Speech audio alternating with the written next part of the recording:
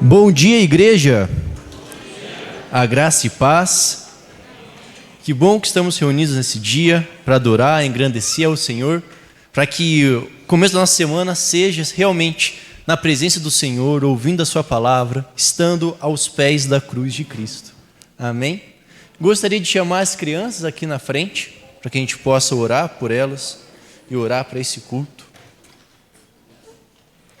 O nosso exército de crianças, né, igreja? Que bênção, que bênção. Acho que um dia, logo teremos mais crianças do que adultos aqui. Estendam suas mãos, vamos orar por elas. Senhor Deus, nós te adoramos, Senhor. Obrigado, Senhor, porque o Senhor tem feito grandes coisas, Senhor, nessa igreja.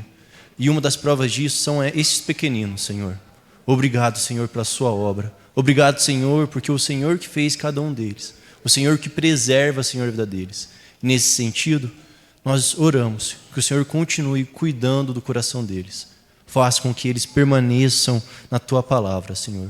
Firmes no Senhor. Que eles não venham se desviar nem para a direita nem para a esquerda, mas que eles venham seguir reto até o Senhor, Deus. Que o Senhor continue preservando eles. É o que nós pedimos, agradecemos. Em nome do Senhor Jesus. Amém. Amém. Podem ir, crianças. Tenho que até tomar cuidado aqui para eles não passar por cima de mim. Bom, igreja, hoje eu gostaria de falar com vocês sobre um assunto que tocou o meu coração, que é sobre o julgamento, sobre falarmos mal contra o nosso próximo. Porque, pode passar a imagem, Bruce? Porque semana passada aconteceu uma coisa que abalou um pouco o meu coração, que foi a morte dessa influenciadora, Isabel Veloso. Ela ficou famosa porque descobriu que tinha câncer terminal com 15 anos. E ela começou a gravar vídeos falando de sua rotina, como que ela iria viver a partir dali. E em certo momento ela pediu ajuda na internet, pedindo doações para que ela possa continuar os tratamentos, pedindo ajuda para que ela possa continuar lutando pela vida. As pessoas ajudaram. Só que em certo momento, quando ela decidiu casar, construir uma família, para aproveitar e realizar o sonho que ela tinha, muitas dessas mesmas pessoas que ajudaram na internet se tornaram juízes e começaram a atacá-la, difamá-la, falando que ela não tinha câncer, era tudo um golpe, que ela estava mentindo para que ela conseguisse dinheiro. E no momento mais difícil, em que ela estava lutando pela vida, que ela estava buscando realizar o seu sonho de ser mãe, de ter um marido, ela também tinha que ouvir os ataques da internet, falando que ela deveria morrer, falando que ela era uma golpista. E semana passada, infelizmente, essa influenciadora acabou falecendo, com 19 anos, deixando um marido e um filho. Pela graça de Deus, ela conseguiu ser mãe. Pela graça de Deus, ela conseguiu ser uma esposa. Mas o que eu gostaria de trazer, pode tirar a imagem, Bruce, por favor? O que eu gostaria de trazer para os nossos corações é, de fato, como muitas vezes o nosso coração, as nossas palavras, aquilo que fazemos, pode de fato ferir aqueles que nós deveríamos abençoar, aqueles que nós deveríamos cuidar. E para isso, gostaria de ler um texto com vocês em Tiago 4, do versículo 11 ao 12. Tiago 4, do versículo 11 ao 12. Aqueles que tiverem a sua Bíblia em papel, abra. Aqueles que estiverem no celular, abra também. E que todos nós possamos acompanhar a palavra do Senhor juntos. Amém? E o texto diz assim: irmãos, não falem mal uns dos outros. Quem fala mal, fala contra o seu irmão, ou julga o seu irmão, fala contra a lei e a julga. Quando você julga a lei, não está cumprindo, mas está se colocando como juiz. Há apenas um legislador e juiz, aquele que pode salvar e destruir. Mas quem é você para julgar o seu próximo? Até aqui. Coloque as mãos no seu coração, vamos fazer uma oração, pedindo para que essa palavra venha trazer vida e mudança aos nossos corações. Senhor Deus, nós estamos aqui, Senhor. Estamos aqui porque sabemos que a Tua palavra é verdadeira, que a Tua palavra tem poder, Senhor, de transformar até os nossos corações. E nesse sentido nós oramos e pedimos, Senhor, pedimos que a gente venha ter olhos como o Senhor, que a gente venha ter um coração bondoso como o Senhor, que não busca julgar e condenar, mas salvar, Senhor. Nos ajude, Senhor, a aplicar esta palavra, Senhor, e que a gente possa ser rios de água viva, Senhor, para essas pessoas que muitas vezes estão com falta de esperança. Nos ajude a ser luz nesse mundo, Senhor. É o que nós pedimos e agradecemos. Em nome do Senhor Jesus. Amém. O livro de Tiago, ele é um livro muito prático. Muitos textos são teóricos e ensinam sobre doutrinas. Tiago, ele não cria nenhuma doutrina nova. Pelo contrário, ele apenas aplica aquilo que já foi revelado. Ele vai usar o texto de Provérbios e ele vai usar muito o texto também do Sermão do Monte de Jesus. Você vai ver Tiago, então, aplicando à igreja. Ele não aplica a uma igreja específica, mas todas as igrejas de maneira geral, de uma forma com que todos nós somos chamados para olhar para esse texto, para entendermos o nosso coração, para entendermos aquilo que nós fazemos revela de fato quem nós somos. Talvez um dos textos mais claros que fala sobre isso é aquele texto que fala, nós falamos aquilo que tem no nosso coração. Talvez muitos conheçam como até um ditado, mas de fato é as Escrituras. De fato, nós falamos aquilo que há em nosso coração. As nossas ações, aquilo que falamos, aquilo que fazemos, ela não é somente um ato em si, mas ela revela o que há aqui dentro, ao que há em nós. Tiago, então, nesse sentido, ele é aquele que vai trazer a palavra de uma forma prática, para que a gente possa entender que somos falhos, para entender que nós precisamos do Senhor e para que a gente possa, então, preservar aquilo que o Senhor tem feito. Todos nós somos inclinados para o mal. E as Escrituras falam que nós devemos vigiar o nosso coração, preservar aquilo que o Senhor tem feito. A palavra do Senhor, a lei do Senhor, ela é uma palavra viva e eficaz. Ela não é apenas uma lei rígida, mas é uma palavra feita em amor e em graça, de uma maneira em que todos nós somos chamados para cumpri-la. E quando cumprimos, o nosso coração, aquilo que nós somos, é revestido do poder do Senhor, da graça do Senhor, do Espírito da lei. O que o texto quer dizer, e eu quero encerrar essa introdução nesse sentido, de maneira clara. As igrejas que Tiago estava falando, elas não tinham um problema doutrinário. Elas tinham uma boa teologia. Elas entendiam da palavra. O defeito delas é que esse entendimento não era transformado em prática. Tiago, ele vai relembrar que o resumo de todos os mandamentos é amar o Senhor e amar o seu próximo, de maneira com que, se nós não amamos o nosso próximo, não estamos no Senhor, não estamos cumprindo verdadeiramente a lei, e por isso que a nossa fé muitas vezes está morta.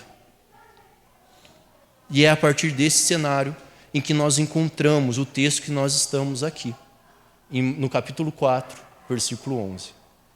O texto começa falando, irmãos.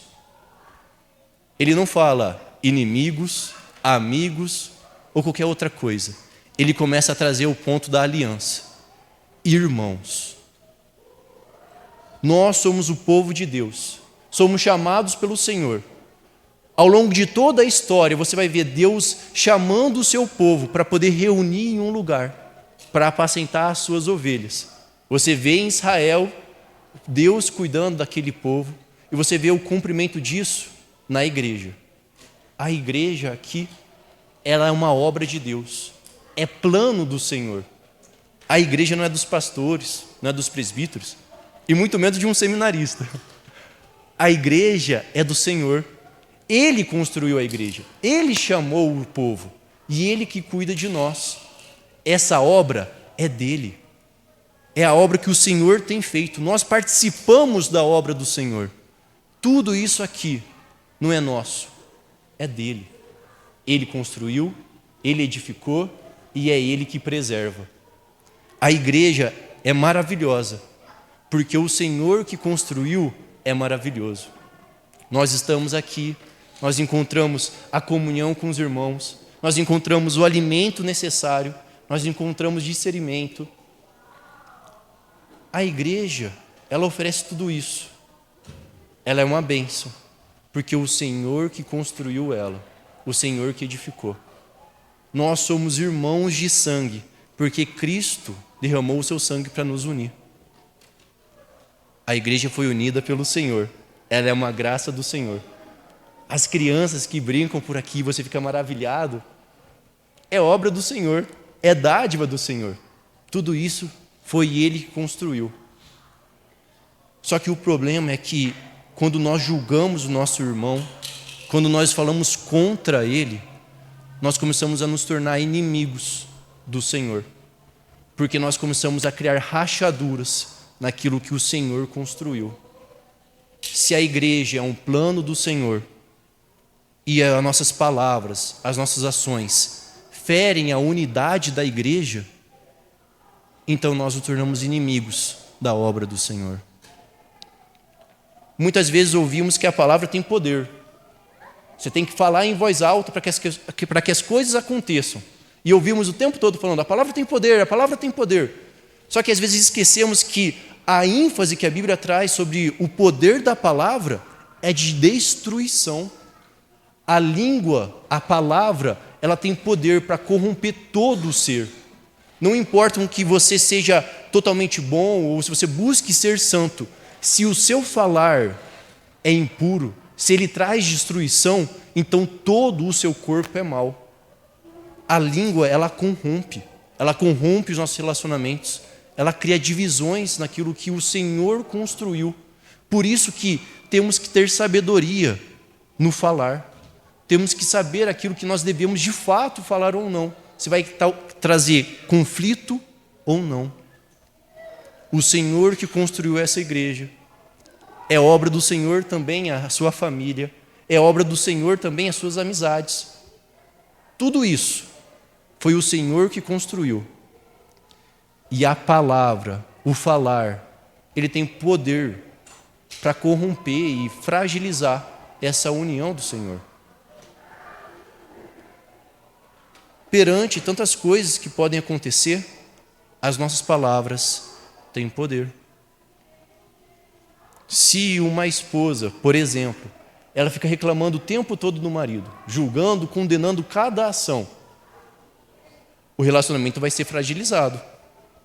Se o marido faz a mesma coisa, o relacionamento é fragilizado.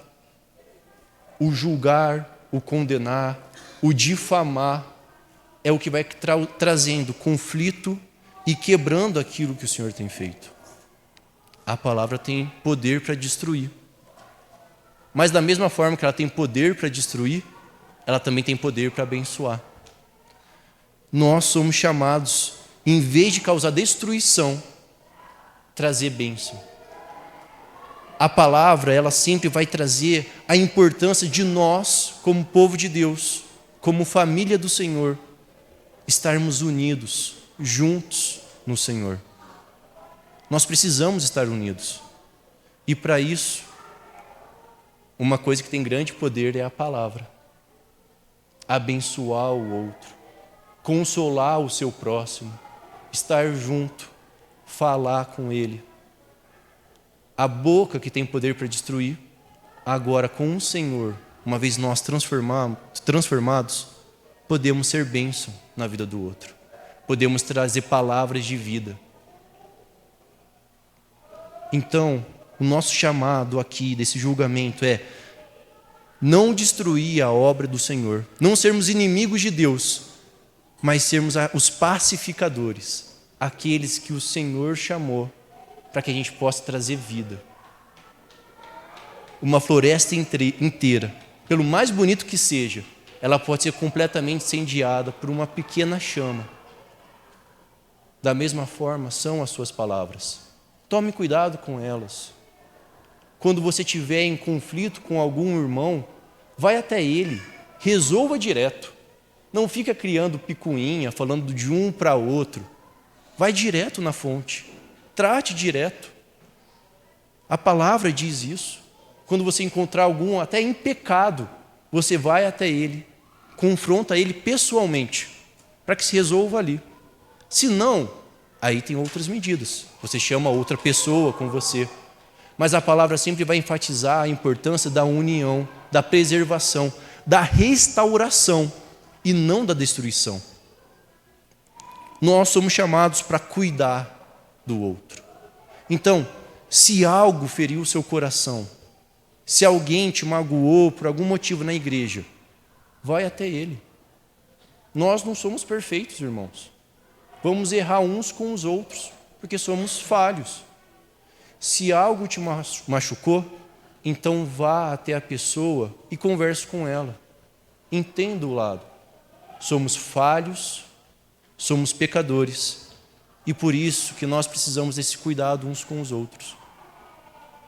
Eu olhando de fora uma situação, eu posso julgar errado. Eu fazendo atos que eu até acho justo, e eu ainda erro. Eu tento acertar e às vezes erro. Por isso que quando eu errar com vocês, eu espero que a igreja venha até mim e me confronte, fale comigo. Que você venha comigo. Em vez de às vezes a gente ficar dividindo. Da mesma forma, se eu for ferido, eu não vou ficar falando ou espalhando para a igreja. A gente vai até a pessoa e conversa. Se Deus quiser, a gente toma até um café, que é uma bênção do Senhor. Mas é o cuidado com a igreja. Se ficou ferido, não fique espalhando até com sua família, falando que ele fez errado. Isso só vai criar rachaduras. Se, por exemplo, no ministérios da igreja, houver algum motivo de discórdia, que a pessoa resolva com a pessoa, que haja uma resolução lá, que preserve, em vez de ficar falando das suas dores para os outros e criando rachaduras na igreja. Quando nossas palavras trazem mais destruição do que restauração, nós somos inimigos do Senhor, inimigos daquilo que o Senhor tem feito. Por isso que nós somos convidados para isso. Perante qualquer situação dessa, busque fazer aquilo que vai trazer união, restauração, uma nova vida. Somos chamados para isso. Este é o nosso chamado. Para que nós, como povo de Deus, que as nossas palavras tragam vida. Que a gente não difame, que a gente não fofoque, que a gente não calune, que a gente não julgue sem saber a verdade. Que a gente busque fazer a vontade de Deus. A ira é como um fogo, é uma chama. Se você não colocar lenha, geralmente ela se apaga. Mas se você ficar alimentando, ela nunca vai apagar. Ao fofocar, ao caluniar, ao julgar, o que nós fazemos geralmente é alimentar a nossa ira. Nós estamos zangados, com raiva, e ficamos falando mal do outro, fofocando, alimentando a nossa ira. Mas o Senhor nos diz que não devemos buscar essa ira. Nós devemos, até que o sol se ponha, apagar essa ira, para o nome do Senhor Jesus. Tudo isso que eu estou falando, talvez você não use hoje. Talvez seja tudo em paz. Eu estou em paz, pelo menos. Não tem nada me afligindo. Mas quando acontecer, haja com sabedoria. Quando houver algo, haja dessa maneira. Se Tiago está escrevendo para todas as igrejas, então não era porque algo estava acontecendo lá. Ele estava escrevendo como uma cautela. Se acontecer, haja dessa maneira. Haja em resposta com esse zelo. E o texto, ele continua falando que aquele que não obedece, que julga o seu irmão, é contra a lei e a julga.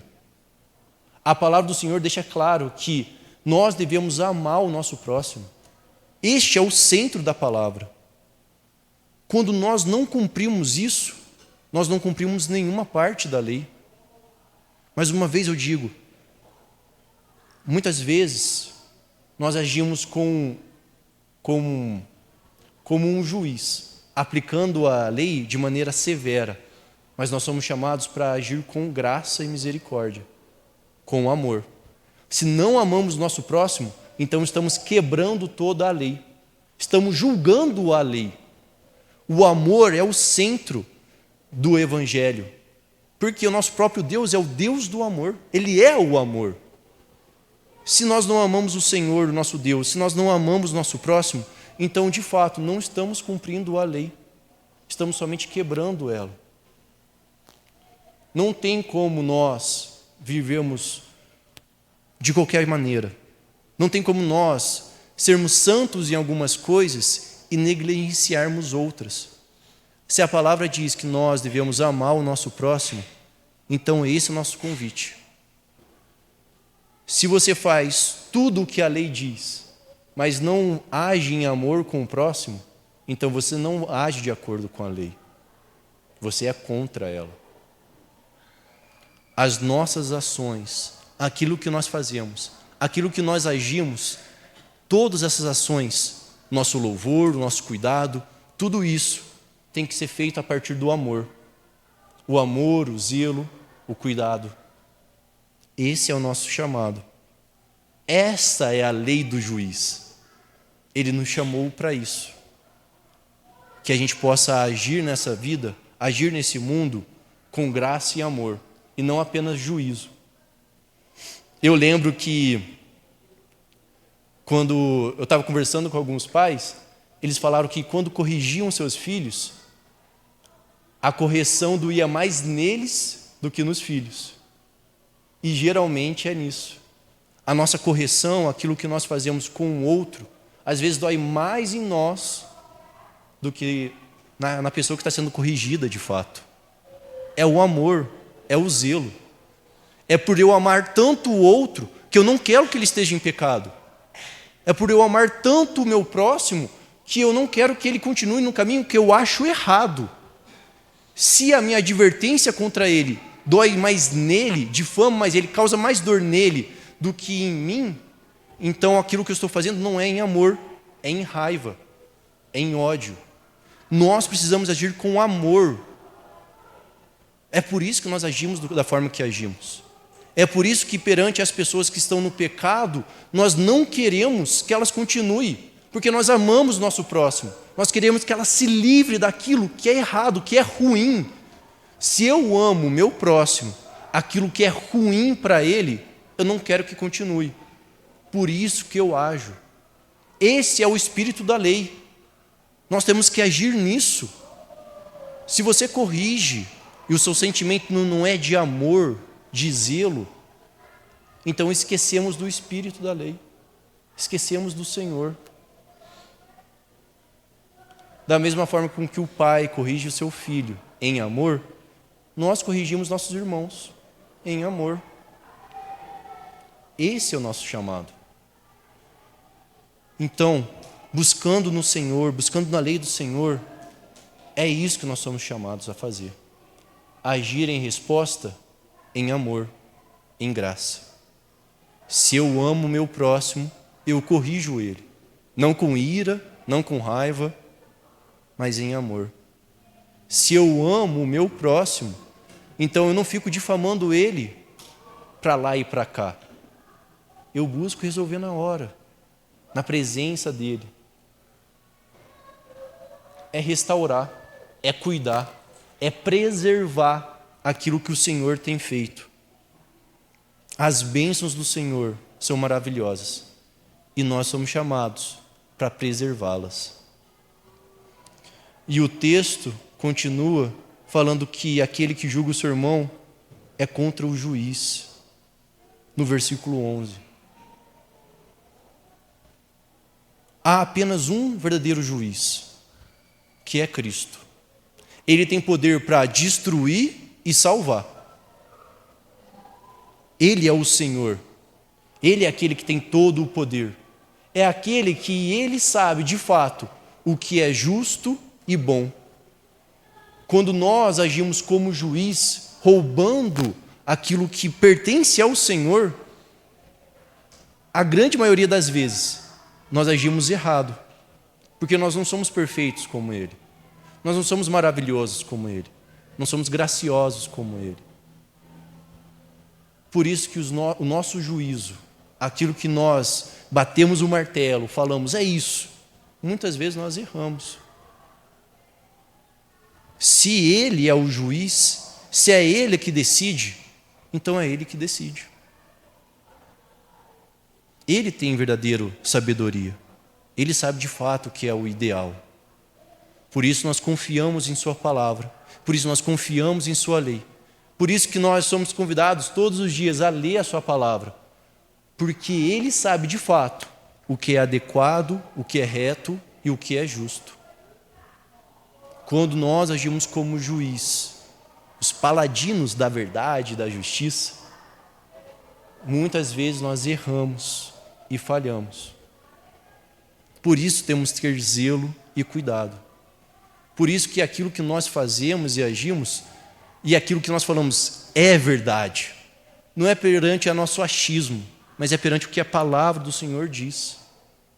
Por isso que eu venho até aqui e falo para vocês que o mais adequado é você preservar e amar. Não falo isso do meu coração, porque meu coração é enganoso, né? Nem isso ele traria. Mas é porque a palavra do Senhor diz, é porque a palavra do Senhor instrui. Nesse sentido, nós temos plena certeza de que o julgamento do Senhor é bom, perfeito e adequado. Que a palavra, a lei do Senhor é boa, perfeita e agradável. Perante o quê? Perante o juiz. Se o juiz é maravilhoso e perfeito, então sabemos que o seu julgamento também é. Ele é o juiz verdadeiro. Cristo é aquele que trará o juízo sobre a terra. Ele é o nosso juiz. Mas o mesmo Deus que irá trazer o juízo é o mesmo Deus que trará também misericórdia. Cristo, ele veio à terra, a nós, pecadores, que infringimos a sua lei, que muitas vezes nós destruímos aquilo que o Senhor construiu. E ele, em sua graça e misericórdia, o santo juiz, que tinha todo o poder para destruir todos, Cristo decidiu morrer em uma cruz para pagar os nossos pecados, os nossos erros e as nossas falhas. O santo juiz, aquele que tinha autoridade e poder e tinha todos os motivos para agir em juízo e nos destruir, ele decidiu morrer para que nós sejamos restaurados e pudéssemos voltar a uma vida em graça e em amor. Perante tudo isso, perante essa maravilha do juiz perfeito, da graça que é concedida a nós, pelo chamado que ele faz, ele agiu. Nós não merecíamos a graça do Evangelho. Ele agiu porque ele é generoso, misericordioso. Perante tudo isso, é o que me dá base para a pergunta final que ele faz no versículo 12. Ele fala o seguinte: mas quem é você para julgar o seu próximo? Ele não está fazendo uma comparação aqui, eu e o meu próximo. Também é, nós dois somos pecadores. Mas eu olho para esse texto e falo, perante Cristo, quem sou eu para julgar o meu próximo? O que eu posso falar? Perante o Senhor perfeito e misericordioso, o Senhor que é justo e perfeito, e Ele não me condenou, como que eu, pecador, igual ao meu próximo, como que eu posso condená-lo? Como eu posso querer destruir a vida dele? Ou como que eu quero me romper, me afastar do meu próximo? Cristo é maravilhoso e perfeito. O juiz justo decidiu estarmos juntos aqui, na presença dele. Da mesma maneira, Nós somos chamados para restaurar a união, não com palavras maldosas, mas com graça e amor, querendo com que os nossos inimigos, que muitas vezes não são inimigos, eles também estejam aqui ao nosso redor, para que a família do Senhor cresça, para que a graça dele seja manifestada. Da mesma maneira que eu fui alcançado por graça e misericórdia, assim eu quero agir com graça e misericórdia. Essa é a beleza da graça do Evangelho. Pessoas que foram alcançadas com graça, agora agem em graça. Portanto, gostaria de chamar o louvor aqui à frente.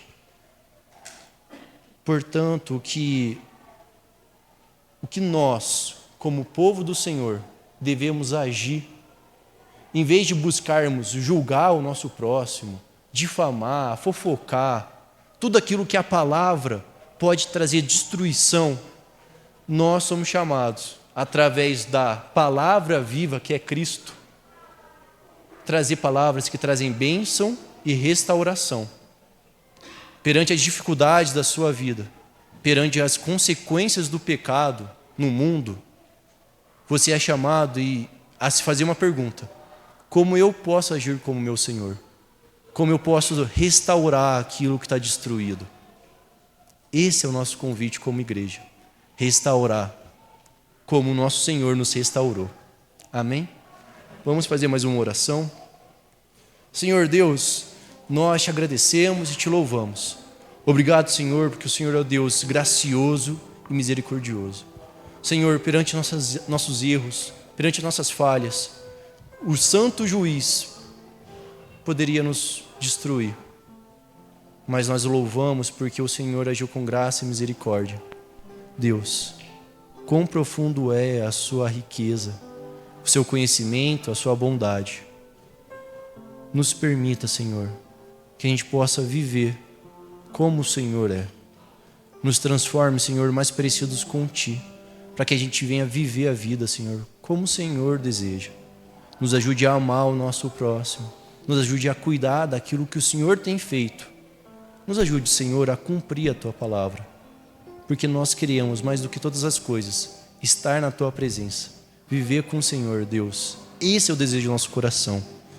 Por isso, perdoe nossas falhas, perdoe nossas fraquezas e nos ajude, Senhor, a ser sal nessa terra, a ser luz nesse mundo, Deus. É o que nós pedimos. Precisamos da sua graça, precisamos da sua direção, Deus.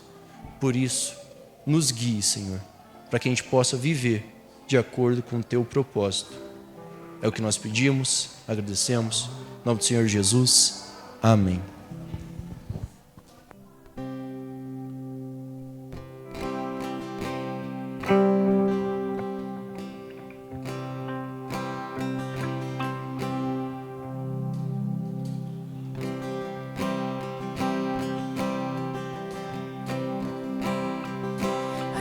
Eu vou clamar, pois tudo vem de Ti, tudo está em Ti. Por Ti vou caminhar, Tu és a direção, o sol a me guiar. Tudo pode passar, Teu amor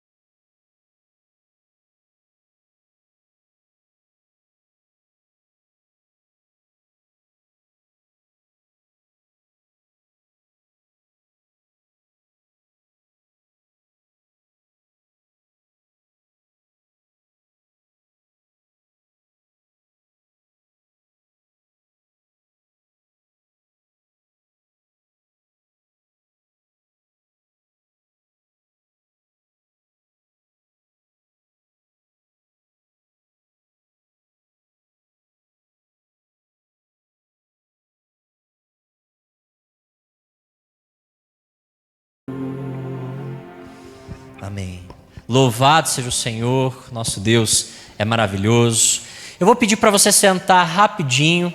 Nós temos um recado, quero chamar o presbítero Lê para ele passar esse recado. Bom dia, irmãos. Nós queremos reforçar o convite aos casais. A gente já lançou, o encontro de casais de 2025.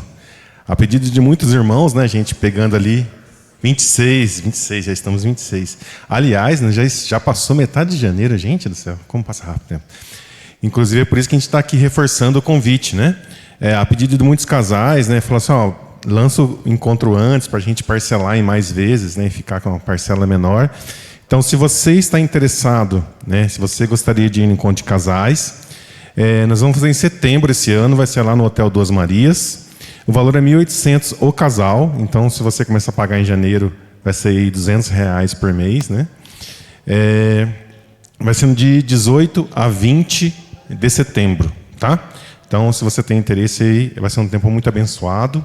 Pode procurar eu, a Tassi, Vini, a Dani, o Wagner, a Vivian.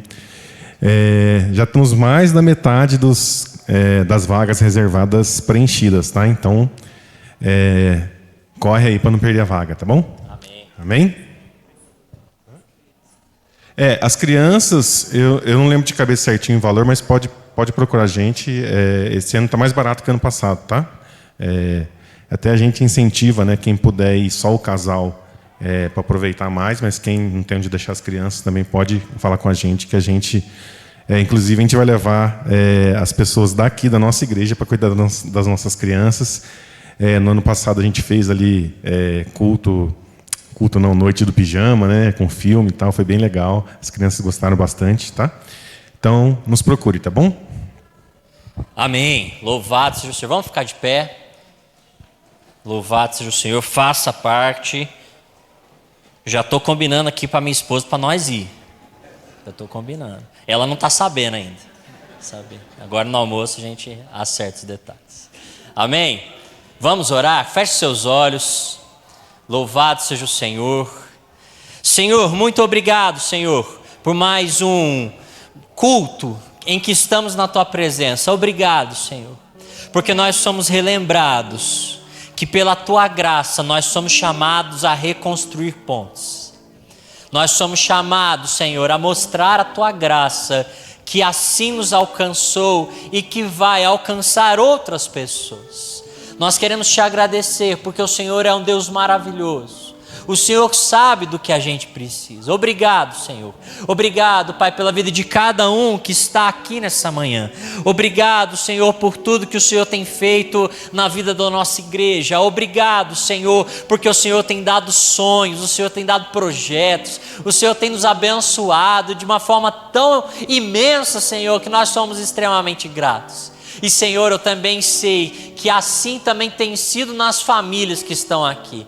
O Senhor tem abençoado, o Senhor tem aberto portas, o Senhor tem dado possibilidades, o Senhor tem feito grandes maravilhas. Por isso nós estamos aqui celebrando a Tua boa mão, celebrando, Deus, o Teu agir e o Teu cuidado. Então, Senhor, abençoe a vida de cada um, no trabalho, na casa, Senhor, em nome de Jesus. Sabedoria, Deus, dá sabedoria para lidarmos com as dificuldades, com as decisões que iremos tomar. Senhor, que a Tua presença encha a nossa casa, Senhor, que o Teu Santo Espírito, Senhor, esteja lá na nossa casa, que quando alguém chegar, que quando a gente entrar lá, que a gente saiba, que a gente tenha certeza que ali é a habitação do Teu Santo Espírito, Pai, que o Senhor vai se revelar a nós, Pai, em nome de Jesus. Cuida dos nossos, Pai, em nome de Jesus, nós nos rendemos a Ti, Deus, todo o nosso ser, Pai, todo o nosso ser, nós entregamos ao Senhor, porque o Senhor sabe de todas as coisas, Pai. Nós Te louvamos, nós Te adoramos, em nome de Jesus. Agora, meus irmãos e minhas irmãs, que a graça do nosso Senhor Jesus Cristo, que o amor do nosso eterno Pai, a comunhão e as consolações do Espírito Santo do Senhor estejam sobre a vida de cada um de vocês, desde agora e para todos sempre. Amém, amém, amém. Deus te abençoe, uma semana abençoada de graça e paz e poder do Espírito Santo sobre você. E aproveita e dá uns 37 abraços.